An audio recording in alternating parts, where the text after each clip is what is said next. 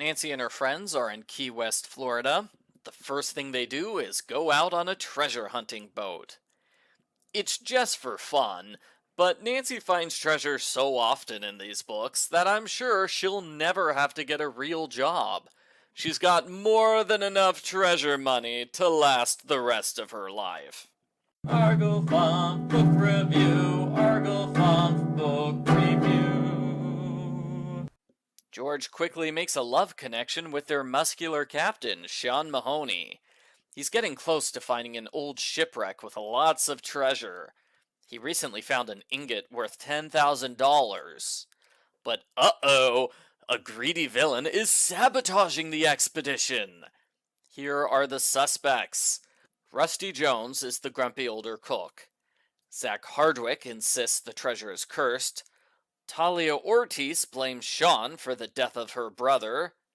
Leaf Dorning is a taunting rival treasure hunter. The culprit starts a fire in the engine room. Every suspect says something related to their singular personality trait. And Sean asks George out on a swimming date. Flirting isn't George's style, but she likes it. A man with a beard jostles Nancy at a museum. Clearly, he's working with the culprits. No normal person would bump into someone else. Rusty and the ingot disappear. Nancy easily finds the ingot hidden in Rusty's apartment. It looks like Rusty fled town in a hurry, but why wouldn't he take the ingot with him? Outside, Nancy sees the bearded guy. She chases him all the way to Hank Morley's supply store.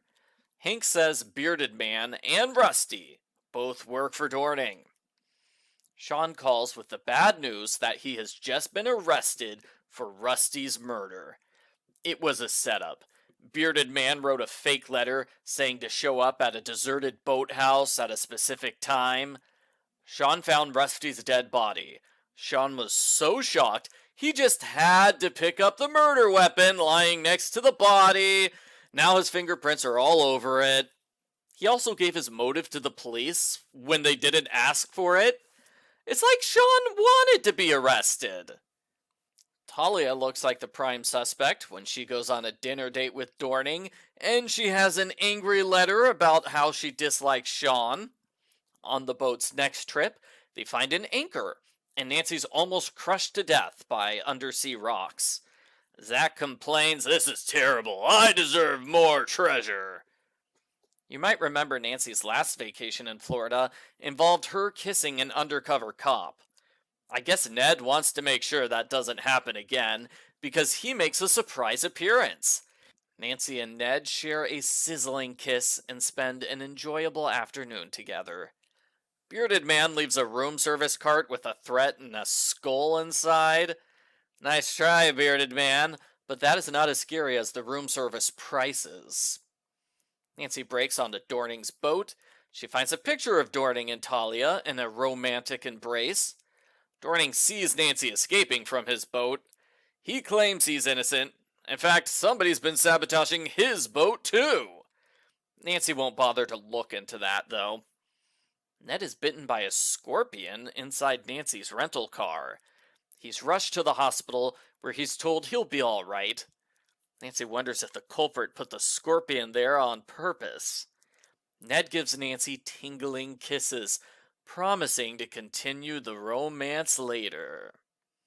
Talia takes Nancy out in a submersible. She shows Nancy how to ascend and use the claw, which will come in handy during the culprit battle. Nancy talks everything over with Talia, and everyone helps when the culprit tries to sink Dorning's boat. Back to the Ned romance. Nancy and Ned have dinner together when she's told she left her car lights on. It's a trick. Bearded Man shoots her in the arm. The injury is so bad that Nancy's romantic night with Ned is canceled. No! Bearded Man, you fiend! Luckily, Nancy's well enough to go on the boat again. They find the treasure. There are all sorts of gold and silver bars. At Nancy's suggestion, Sean removes the ship's radio fuse, so the culprit can't contact anyone. I guess that makes sense, but it's still a dumb move on Nancy's part. Now she can't radio for help when the culprits attack. Nancy tries to guard the radio room, but she falls asleep. When she wakes up, Zack has stolen the dinghy and set their boat adrift. And just in case it's not obvious Zack is the culprit, he left behind a picture of himself with Bearded Man and Hank. There's a big underwater showdown. Zack tries to stab Sean with a spear. Nancy uses the submersible to scare Zack away. Hank arrives in a second submersible. Hank brags about all the bad things he's done. Nancy uses the submersible's claw to stop him. By the time Nancy surfaces, the culprits have regrouped, they pull out guns and take over the boat. When Sean surfaces, Nancy and the other women use the distraction to attack and disable the culprits. The Coast Guard arrives just in time to arrest them.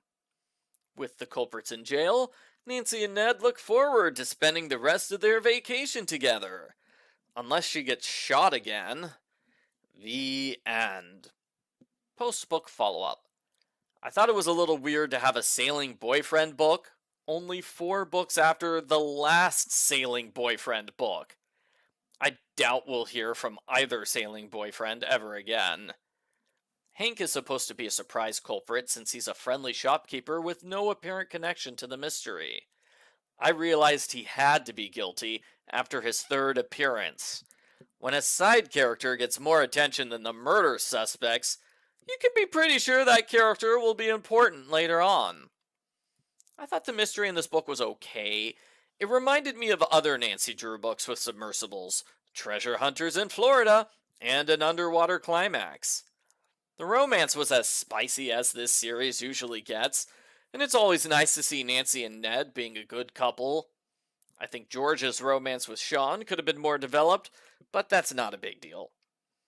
Overall, I'd say it's typical fare for the series, with a few moments I particularly liked. The action and romance are all there. The paint-by-numbers mystery is arguably the weakest part. Nancy didn't investigate the suspects as much as she normally does, because Bearded Man took up too much of her time. It was a bit of a letdown at the end, when it's revealed Bearded Man is more or less a random stranger. It would have been better if he had been Hank in disguise, instead of being Hank's son, who no one really knows and who wasn't mentioned before. I give Nancy Drew Files number 85, Sea of Suspicion, an 8 out of 10.